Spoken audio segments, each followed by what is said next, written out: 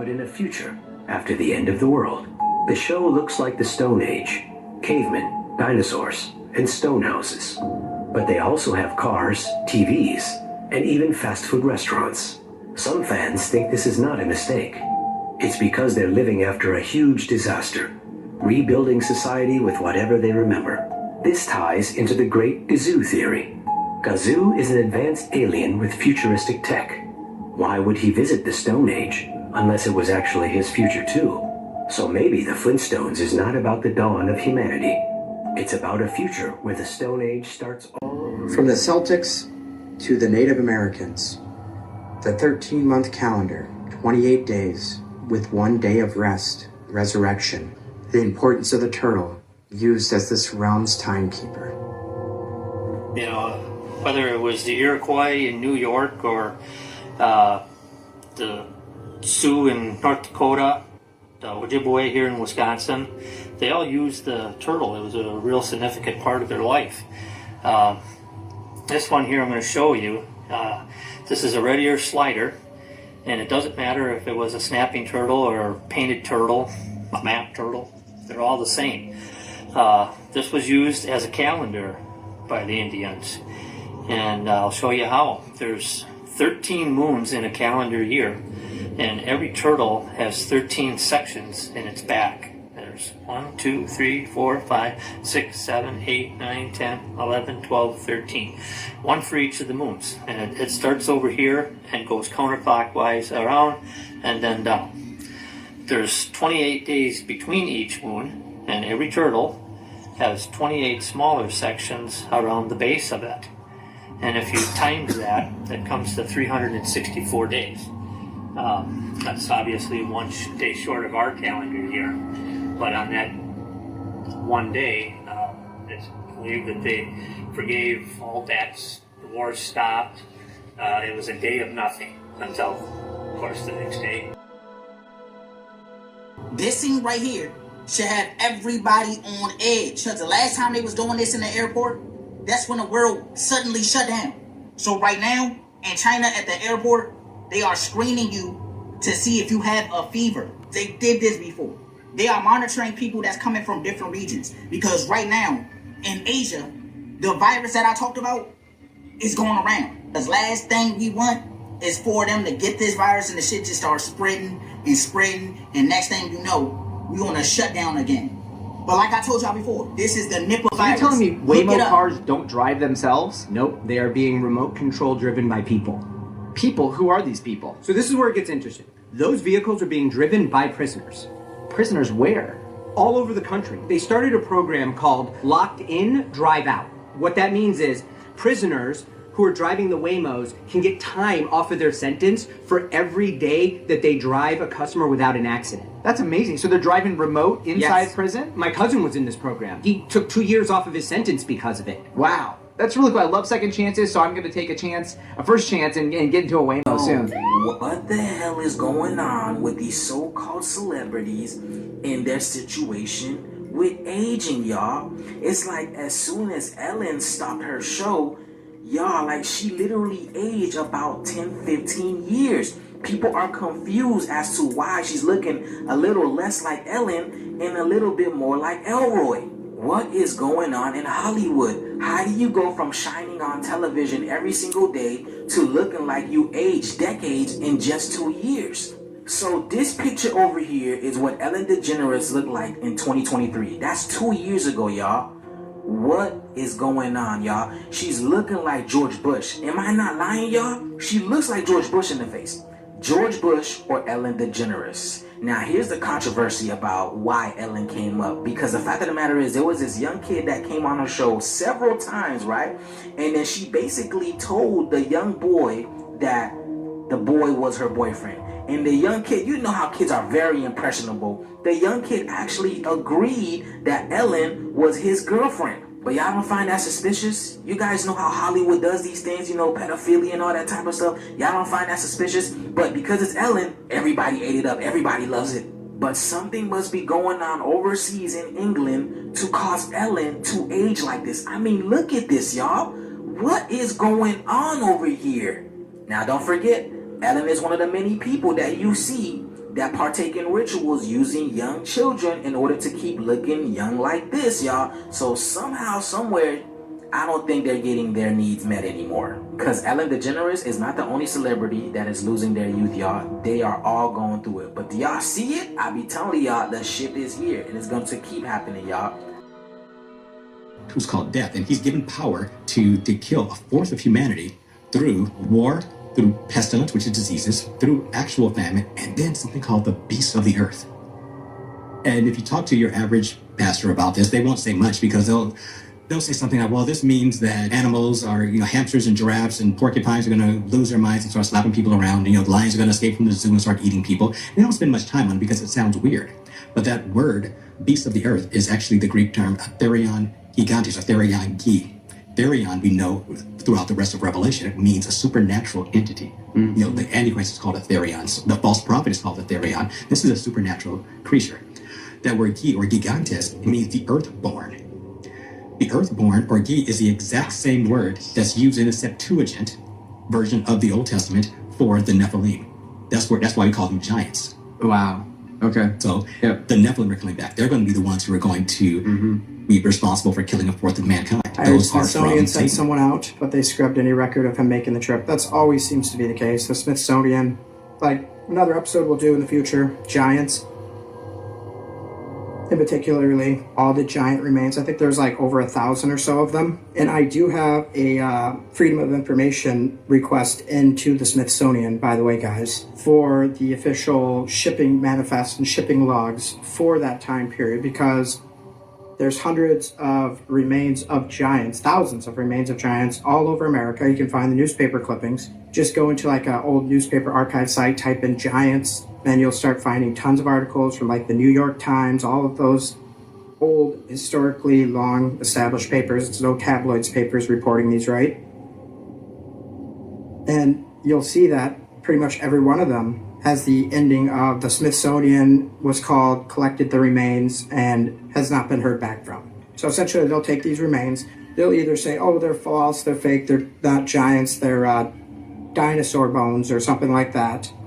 Or they'll say nothing. They'll just keep the remains. There's so much remains that have been shipped to the Smithsonian that just disappeared.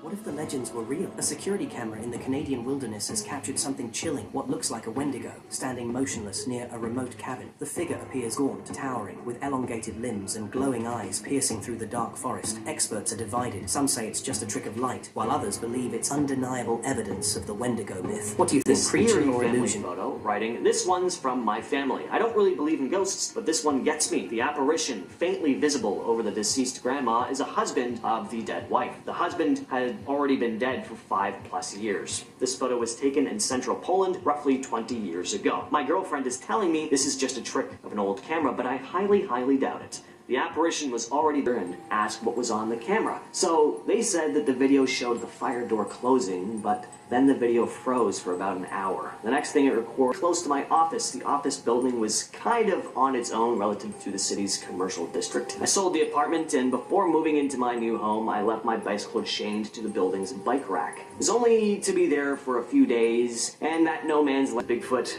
type creatures. These ones may be my absolute favorites. There was this show here in Canada called Mystery Hunters back in the day. What do you want from me? Why you keep following me? I don't know, I'm backing up a little bit. What the fuck? Oh, what the fuck. fuck? Yo, Go! From a hunter pursued by an unknown creature in the stillness of night to a chilling encounter with a witch crawling backward along a deserted road.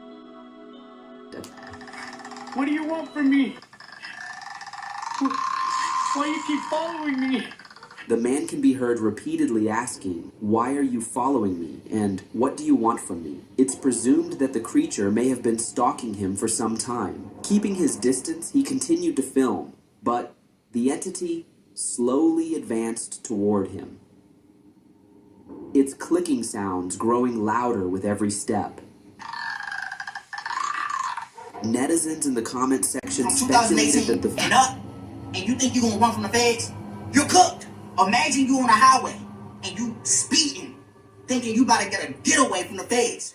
And all of a sudden, you lose control of your whole car. I'm talking about the steering wheel lock up, the brakes lock up, the acceleration lock up, everything lock up. Your little shit start glitching and shit, and then your car just automatically cut off. You don't even have to imagine it no more because it's happening. They passed a law where the feds can now kill switch your car with a remote. If you got internet or GPS in your car, you're cooked. Every latest new car. In 1892, a drifter named Ronald McDonald toured county fairs across the Midwest. Bright red coat, yellow waistcoat, a painted smile so wide it cut into his cheeks. He called his tent the Happy Meal. Admission was free for children. Each child got a small paper box. Parents saw nothing wrong, but children stepped out pale and silent. By summer's end, 12 children had vanished from towns where his tent appeared. 20 years later, an advertising company in Chicago bought an old fairground poster to inspire a new mascot for a growing restaurant chain. They kept the name, they kept the colors, they kept the smile, and every time you've seen it since, you've been looking at a killer's face. That's kind of like a double meaning almost. Why? Because I feel like they're telling you that McDonald's kills, fast food kills. Wait a minute. Remember my theory about fast food and how there's not enough beef to go around? Yeah. What if that story is actually true? And not only that, in the video he was showing that he was kidnapping kids. There's a lot of missing kids, there's a lot of missing people. They might be using humans for fast food. What if this is like the actual dark origin that we don't know about? You can't put it past them. Because at the end of the day, McDonald's does kill. We could be eating human beings. Well, didn't they say that it's part of the meat is tested positive for human? A portion of a lot of fast food tests positive for human DNA. Only 30% of Taco Bell meat is actually beef. What the fuck are we eating? What's the other 70%? Does not want you to know that you have an upper level parallel government that calls the shots, that dictates what is going to happen to your life and mine. That line changes everything. Because now he's not describing a theory, he's describing a system that protects itself. Maybe there's an innocent explanation. Maybe not. But the point is this. If influence can decide what gets recorded, then it can also decide what gets remembered. And once power becomes something you can't even trace, the next question isn't who, it's where. Where does a structure like that live? Because it wouldn't operate as a rumor. It would operate through institutions. Pay attention to this part. I revealed the existence of an organization called the Royal Institute for International Affairs, which is located at Chatham House in 10 St. James Square in London. I also revealed the existence of the Club of Rome, the Cini Foundation, the Montpellerin Society, the Order of St. John, which is known but not known. And I listed all of these secret societies that run the world as executive arms of the Committee of 300. So it controls the world through all of these. The Royal Institute for International Affairs is the executive arm of this committee, which gives instructions to the United States government to this very day. The chain of command is as follows. Every Secretary of State that has been appointed since 1919 is appointed by the Royal Institute for International Affairs. That may come as a shock for you. You think you vote and you put a conservative in the White House, and then he appoints supposedly or allegedly conservative people to carry out the policies that you wanted him to implement. Surprise, surprise. I ask you to find me a conservative Secretary of State since 1919. And if you search diligently and apply the correct rules, you will come up blank. Every one of the Secretaries of State was chosen in London by the Secretary of State, as was Wilson, the President Wilson, as was Roosevelt, as was James Earl Carter. He was specially chosen because he'd had 3 mental breakdowns, and they felt he would be a good guy to manipulate. Oh, I'm talking facts. Different presidents, different parties, the same advisory structure. Because when policy is filtered before it even reaches an election, votes don't change direction, they change packaging. But institutional influence alone doesn't move societies. To shape real outcomes, it needs something stronger. Leverage, economic pressure, dependence that turns choices into necessities. And that's where the next phase begins. This Committee of 300 told a man called Aurelio Pecci to form this Club of Rome with the main object of bringing down the industries and the agricultural development of the United States. He immediately wrote a paper in which he said there are too many people on the earth, and that the United States, with its industrial development, its agricultural development, is responsible for this curse of overpopulation. So the Club of Rome was instituted and organized to start an attack on the world's population using the United States as the whipping boy. And they came up with a paper called the Zero Growth Post-Industrial Plan for Industry and Agriculture for the United States of America. This is where his claims shift from politics to pressure. He connects the committee of the Club of Rome. He connects the Club of Rome to zero growth. And then he connects zero growth to one outcome: tightening the system. Now, you don't have to accept the motive he assigns to it, but the mechanism is real. When systems tighten, the impact doesn't hit evenly. The wealthy buffer it, the poor adapt to it, and the middle absorbs it. Mortgages, wages, savings, stability. That's the layer that carries the strain.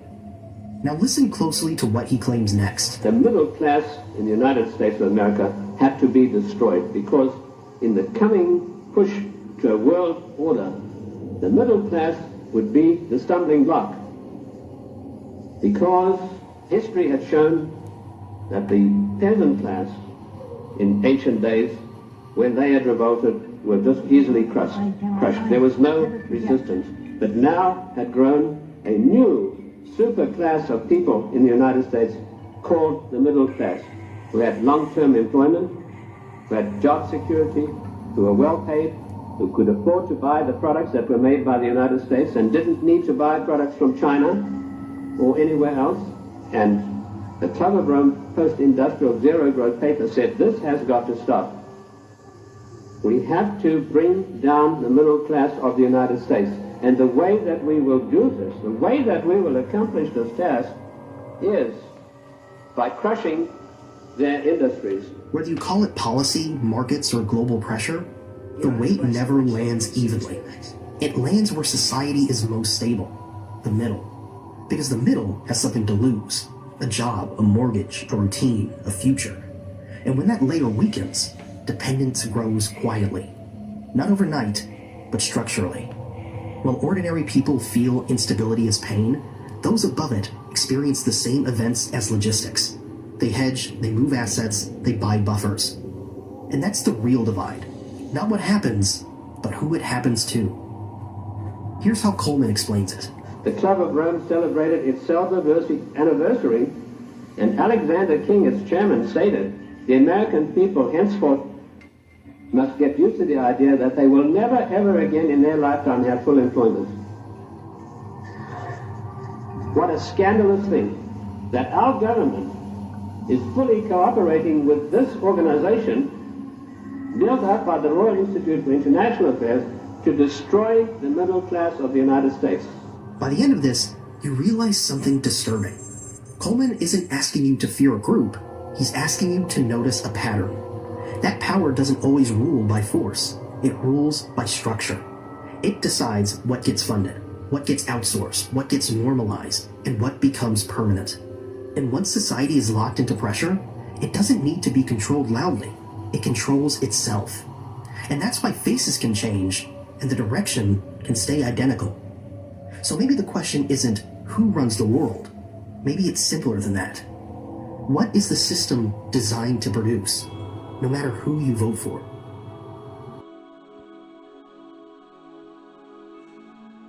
I better learn from her. Y'all be thinking this horror shit is a joke. That shit is not no game. That's why I don't play around with them spirits, y'all. You can have it. If you want to, go ahead. Imagine you got a gig doing an acting for a horror movie, and instead of you just acting, the shit come to life. Like the shit follow you home type shit. That's what happened to her. I know y'all know who this is by her face. This is the actress Vera Farmiga, the one that played in The Conjuring, the one who played Lorraine Warren. So she said while she was filming The Last Conjuring, she somehow got a bruise on her leg, y'all. And look at this shit. She said she got this bruise while filming that movie, and she don't know how it happened. But y'all, She said this is not the first time it happened. She said each time she did one of the Conjuring movies, some weird shit like this, some unexplainable shit happened. Where she said she didn't get hit, she didn't run into nothing, it just showed up. Now y'all can say it's a coincidence, or y'all can say, oh, maybe she was just trying to promote the movie. But nah, fool.